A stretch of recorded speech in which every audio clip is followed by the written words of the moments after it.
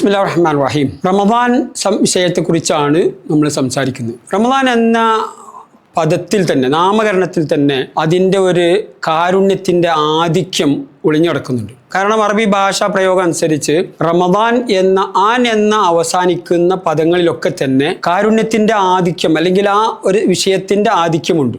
അതിൽ ഖുർആൻ എന്ന പദം അതുപോലെയാണ്. റഹ്മാൻ എന്ന പദം, ജഅലാൻ, ഗദ്ബാൻ, കസ്ലാൻ എന്നൊക്കെ അറബിയിൽ വരുന്ന പദങ്ങളൊക്കെ ഇതേ രീതിയിൽ വരുന്നതാണ്. അതിലൊക്കെ ആധിക്യത്തിൻ്റെ അംശമുണ്ട്.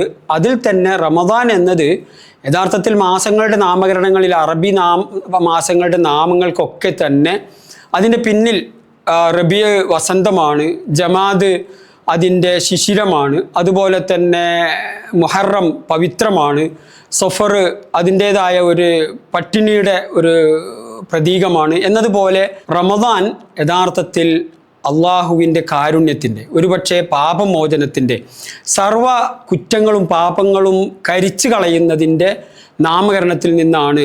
ഒരുപക്ഷെ ചൂടിൻ്റെ കാഠിന്യത്തിനും അതേ പ്രയോഗം പ്രയോഗിക്കാറുണ്ട്.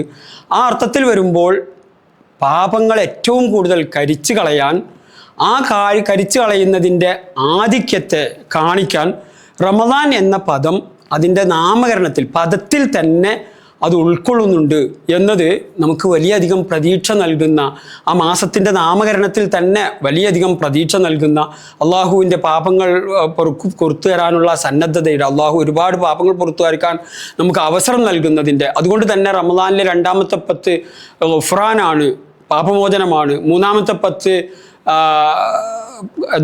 നരകമോചനത്തിൻ്റെ 10 ആദ്യത്തെ 10 കാരുണ്യത്തിൻ്റെ 10 ദിവസങ്ങളാണ് എന്നൊക്കെ പറയുമ്പോൾ റമദാൻ എന്ന നാമകരണത്തിൽ തന്നെ വളരെയധികം പ്രതീക്ഷ നൽകുന്ന ഒരു ഉള്ളടക്കം അതിൽ ഉൾക്കൊള്ളുന്നു എന്നുള്ളത് വലിയൊരു പ്രതീക്ഷ നൽകുന്നതാണ്.